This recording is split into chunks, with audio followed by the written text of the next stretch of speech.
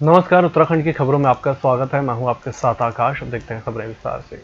उत्तराखंड के पत्रकारों की समस्याओं को लेकर Indian federation of working journalist के प्रदेश अध्यक्ष संजय श्रीवास्तव ने गत दिनों मुख्यमंत्री पुष्कर सिंह धामी से मुलाकात की। उन्होंने मुख्यमंत्री को पत्रकारों की समस्याओं से संबंधित एक पत्र भी दिया।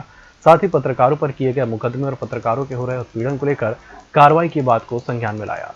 पत्र के माध्यम से मुख्यमंत्री को यह भी अवगत कराया गया कि सचिवालय और विधानसभा में समाचार संकलन के लिए जा रहे पत्रकारों का शासन के द्वारा वाहन पास निर्गत नहीं किए जा रहे हैं, जिससे अक्सर सचिवालय और विधानसभा के गेट पर सुरक्षाकर्मी के साथ तकरार की स्थिति बनी रहती है। जबकि पूर्व में सचिवालय और विधानसभा में समाचार संकलन के लिए जा रहे पत्रकारों को वाहन पास निर्गत होते रहे हैं। सभी समस्याओं को सुनने के बाद मुख्यमंत्री पुष्कर सिंह धामी ने संबंधित अधिकारियों को तत्काल कार्रवाई के आदेश दिए।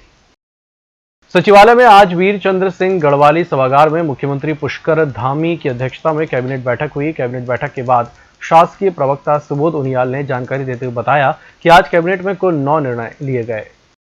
कैंपा अधिसूचना के अंतर्गत प्राधिकरण के वार्षिक लेखा 13-14, 14, 15, 15, 16 को और 2016-17 को विधानमंडल के पटल पर रखने की मंत्रिमंडल ने अपनी अनुमोदन देने का काम किया। दूसरा, वन निगम में स्केलर के पद पर भर्ती में जो डेली वेजेस के रूप में भर्ती होते थे और उनको प्रमोट किया जाता था, उसमें कुछ सीएजी की आपत्तियां थी।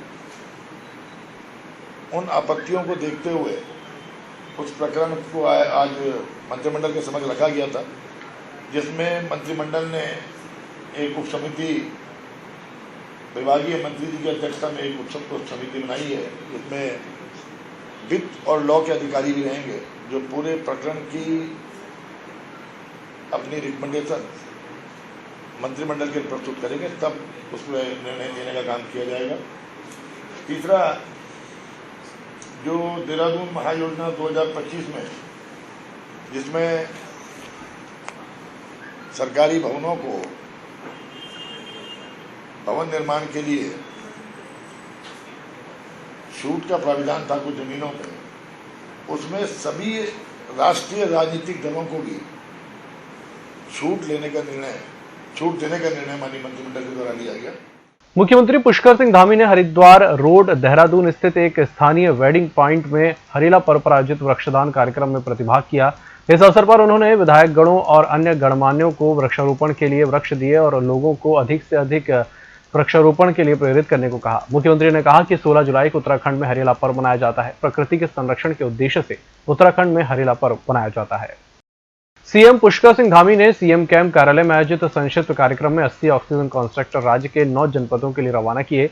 आईसीआईसीआई फाउंडेशन द्वारा राज्य के ग्रामीण और अर्ध शहरी ऑक्सीजन कॉन्स्ट्रक्टर राज्य सरकार को उपलब्ध कराए गए हैं। देहरादून, नैनीताल, उत्तरकाशी, अल्मोड़ा, चमोली, पौड़ी, गढ़वाल, पिथौरागढ़, रुद्रप्रयाग और टिहरी जिलों में ये ऑक्सीजन कॉन्स्ट्रक्टर भेजे गए हैं।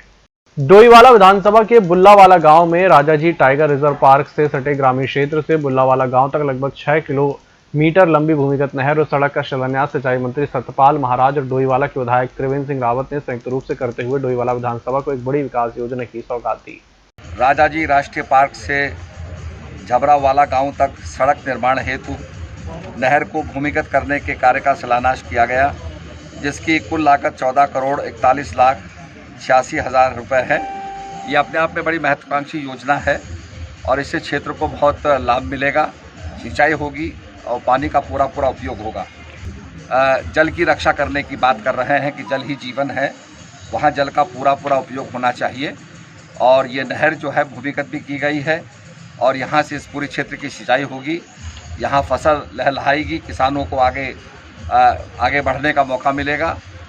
तो ये बहुत अच्छी योजना है और मुझे बड़ी खुशी हो रही है।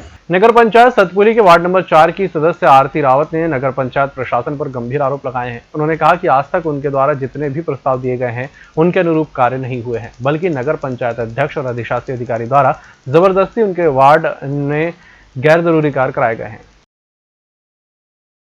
मेरे द्वारा जो नगर पंचायत में प्रस्ताव दिए जाते हैं उसमें उसको बहुत ढिलाई से लिया जाता है, उसको इतनी नहीं लिया जाता कि हाँ ठीक है, प्रस्ताव के अकॉर्डिंग काम नहीं होते। अपनी मर्जी से कुछ भी काम कि हाँ मैंने जो काम बोले वो उसको ना करके दूसरे कोई काम, मतलब जो हमें अति आवश्यक काम लगता है उसको छोड़ के अननेसेसरी के काम थोप दिए जाते हैं। मतलब मेरा तो मेन मुद्दा अपने गांव में पानी का था, जो मेरा वार्ड पानी के उसमें था, तो पानी का काम ना कराते हुए अलग अलग करके कि उस काम का प्रस्ताव पास कर दिया, ये कर दिया, वो कर दिया है। अब बोलो तो क्या आपके ही वार्ड के काम हैं, आपके ही अपना वार्ड का विकास हो रहा है, पर हमें अति आवश्यक जो हमारे वार्ड में जिस काम की मुझे ज़्यादा आवश्यकता है, मैं उस काम का प्रस्ताव दूंगी। मैं चाहूँगी पहले मेरे उस काम का मतलब मेरे से कंसल्ट करे बिना वो सब हो जाता है वहाँ पे। तो इस चीज़ की नाराज़गी रहती है मेरी कि पे करवाना है, उस चीज़ का पहले मेरे से पूछिए कि भाई आपको क्या काम करवाना है अपने वार्ड में। एक बार कंसल्ट कर ले वार्ड मेंबर से तो ज़्यादा बेटर रहेगा कि वार्ड मेंबर बने इस चीज़ के लिए। अगर आपको ही सब काम मर्जी से करना है तो वार्ड मेंबर बनाए क्यों है। चार धाम यात्रा के अब तक नहीं खुलने के बाद अब भारी बारिश के ऑरेंज अलर्ट से वैकुंठ धाम बद्रीनाथ में घनघोर सन्नाटा पसरा है। हालांकि मंदिर में भगवान बद्री विशाल जी की नित्य पूजाएं समय पर हो रही हैं, लेकिन यात्रा बंद होने और ऑरेंज अलर्ट से मंदिर परिसर सहित ब्रह्म कपाल पिंडदान क्षेत्र, नारशिला, तप्तकुंड, बस स्टैंड और मुख्य बाजार से रौनक गायब है। चार धाम यात्रा के बंद होने से बद्री पूज की कुंज, गलियां, सड़कें सभी जगह वीरानी छाई हुई है। इस बुलेटिन में फिलहाल इतना ही। इसी के साथ मुझे दीजिए इजाजत। नमस्कार।